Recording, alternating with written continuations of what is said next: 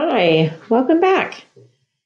This episode has some more health and wellness jumpstart episode information. And today's episode all is about clean eating.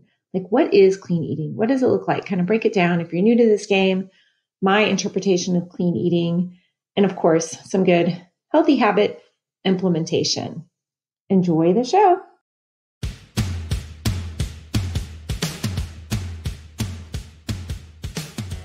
Welcome to the Midlife Wife Podcast, where we choose to rise with courage and successfully disrupt mediocrity to live insanely significant lives that light us up, while possibly still in our yoga pants with 3-day-old hair. Are you with me? Hey, I'm Katie Hallberg, top 20% realtor, turned real estate investor and broker, a top 6% network marketer, certified personal trainer, and lover of all things from the personal growth, nutrition, and health and wellness departments. I believe when we get out of our own way and let God show up, that's where the magic happens. I'm so grateful that you're here. Let's dig into reviving your mind, body, and dreams. And before I learned all that I know now, I thought that my Diet Cokes and my fat-free foods and even like my lean cuisines, like that was like healthier, clean eating. And we're not talking about like washing your apple clean. We're just talking like healthier nutrition options. While I don't want to say any food is bad food, there's just healthier food. Okay. Healthier food. Okay. I'm going to give you a little info. So like in the late 1980s, I don't know if anybody was alive then. We have all different age groups here, which is really awesome. But I grew up in the 80s and there were two major reports that came out identifying dietary fat as the single most important thing that needed to be changed to improve our health and diet. Okay, so fat. And the reason for that message was that some of the fat was saturated, and the idea was to reduce saturated fat in our diet.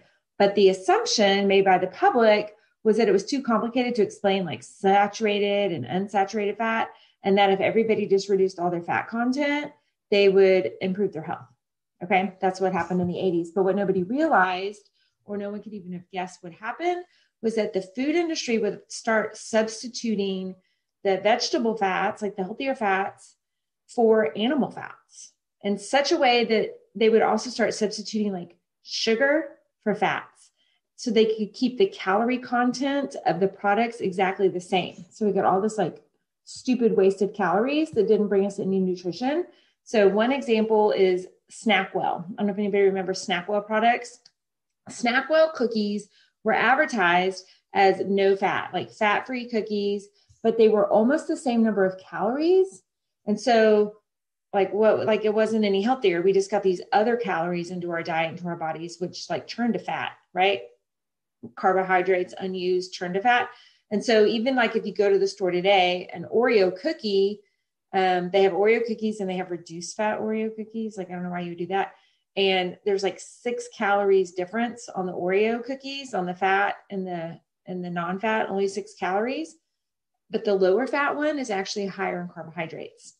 So if you don't know what all that means, that's okay. There's like proteins and fats and carbs are all what they call macronutrients. That's a deep dive mastermind class. So one of the most unfortunate and unintended consequences of the fat-free revolution in the 80s and that crusade was that people thought that if it wasn't fat, it wouldn't make you fat.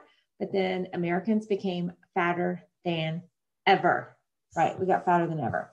So we talked yesterday about omnivore, vegan, vegetarian, and people confuse like those labels and titles with healthy eating. Like, don't ever assume that just because someone says they're vegetarian or vegan, that they're necessarily eating healthy foods. Last year, I did something in January called Veganuary. I think it was last year. It could have been even a year before that. And so I ate vegan for the entire month. I just want to experience it because I coach so many people and I represent a brand of products that are vegan. And so I have a lot of vegan clients and I wanted to experience that. And what I learned is that there's so many things that are vegan that are not necessarily good for you. A lot of processed foods, potato chips, French fries, crackers, cookies. There's even, vegan ice creams. I'm in Austin, Texas, and it's a headquarters of a great vegan ice cream company called Nadamu but it still has, lots of sugar in it. And so anyway, just because it's one of these labels doesn't necessarily mean that that is health. So I'm going to try to educate you a little bit on what clean eating looks like, and you can apply it to whichever bigger, broader term of diet, eating style you subscribe to.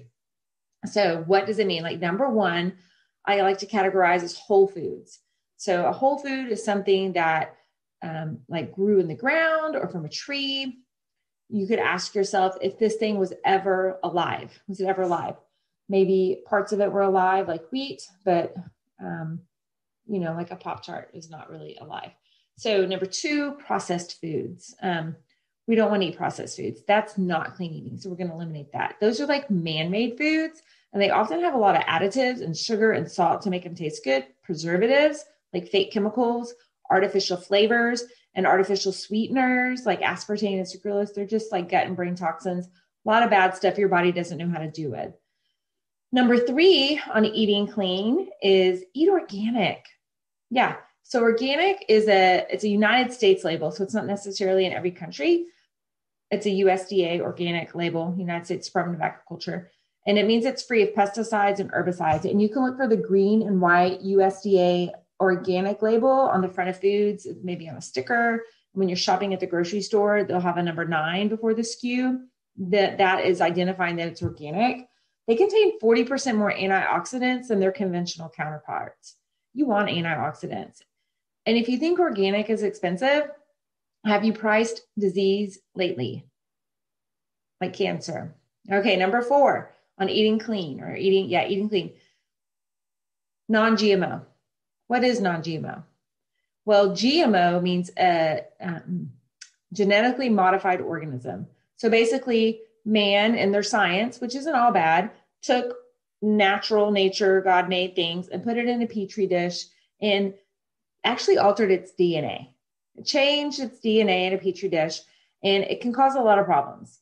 And they did it to mass produce wheat to feed the world, which was great. But then they're also like putting in Roundup resistant things in there. And when you look at the crops grown in the United States, the two big ones that you want to avoid are corn and soy. 85 to 90% of the corn and soy crops grown in the US are non-GMO. But here's a fun fact to know. So like, what are all these labels? So if it's labeled non-GMO, it's also automatically organic. That's one of the qualifications for non-GMO. It may not also have the USDA organic label on it, but it's also organic. And something that helped me with my budget when I was going through the store and trying to figure out, can I afford all this stuff for my family of 5 to feed them organic, was I pulled up something, and this is something you can do, is if you want to write this down, pull up the Clean 15 and the Dirty Dozen. The Dirty Dozen and the Clean 15, you can just Google it. And it's a list that's put out every year from the Environmental Working Group, the EWG, and they will tell you what are the top 12, the dirtiest dozen fruits and vegetables, and what are the cleanest. And by dirty and clean, they're referring to pesticide residue on the fruits and vegetables that you eat. And it's going to surprise you, like a sweet potato, you can have that conventional, you can eat it with the skin on and everything, but a russet potato or other potatoes, they find residue on them. And so don't eat those typically. I haven't checked the newest list. And a good, just like rule of thumb, if you get overwhelmed, you can take a screenshot of it on your phone on the grocery store to when you're in the store. And also just think, if I'm going to eat the peel of that, because when you look at the list, most of them have the peels that you eat, then get it organic. So for example, a banana, we usually don't eat the peel. We peel it and throw the peel in the compost bin and we eat the banana. But an apple, we usually do eat the peel.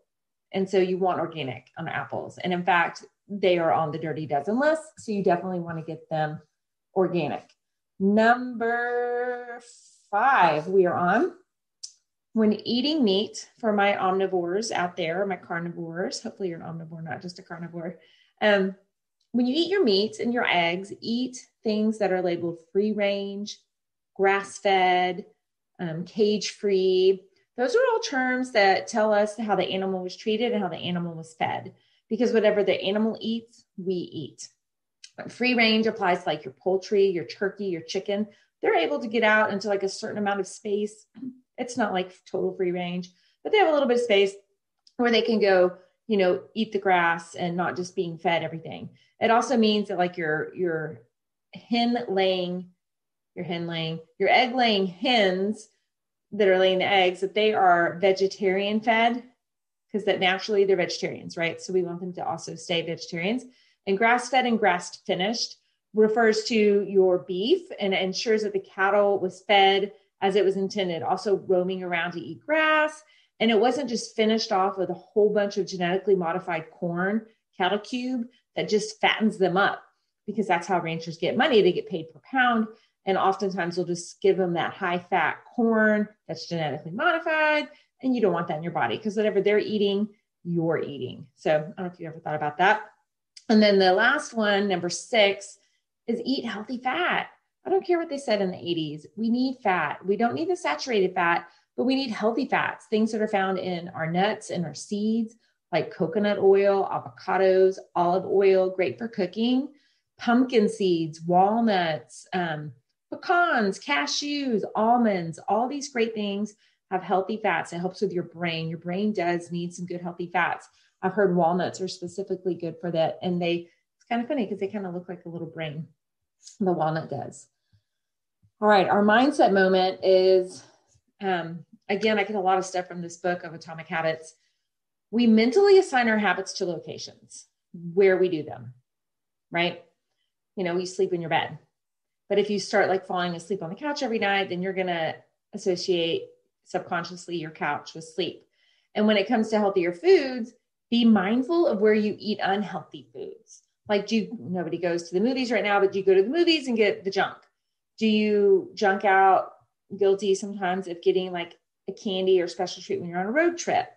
Maybe it's grazing on the couch. Maybe it's, I don't know, but you get the point. So try to make a spot where you eat healthy foods. Maybe it's at your island bar, that's where you eat your proper dinner, or your kitchen table, or maybe you switch it and you eat only healthy foods on your couch if that's where you want to eat.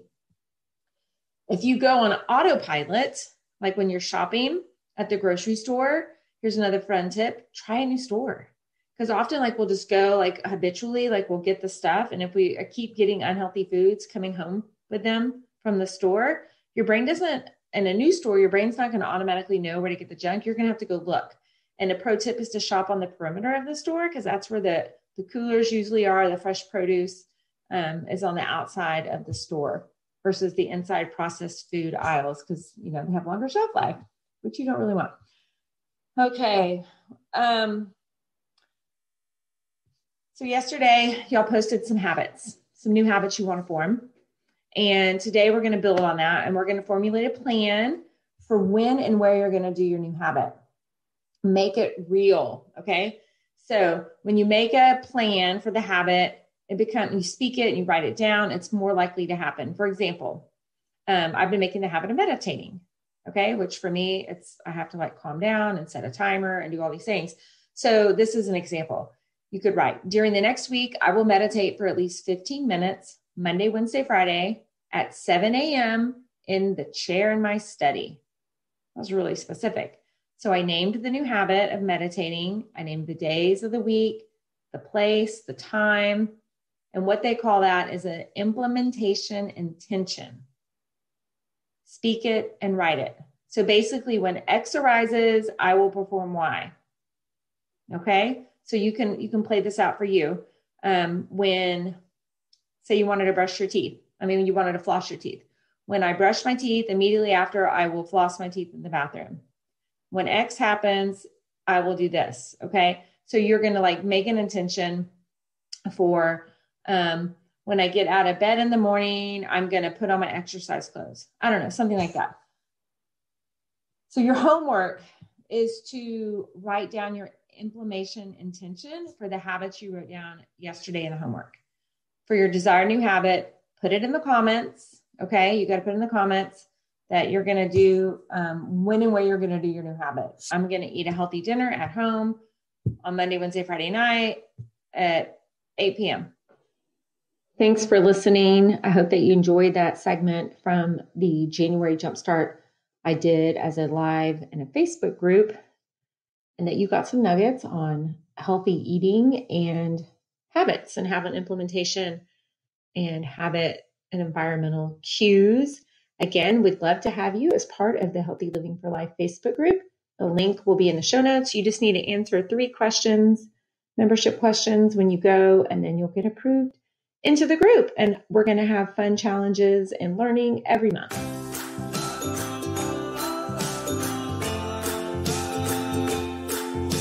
Now, before you go, if you found value in today's episode, if you connected with something or felt inspired in any way, pretty please take a screenshot for me and post it up in your Instagram and Facebook stories, and be sure to tag me, because together we can inspire, encourage, and empower others to live amazing intentional lives. Yes, we can.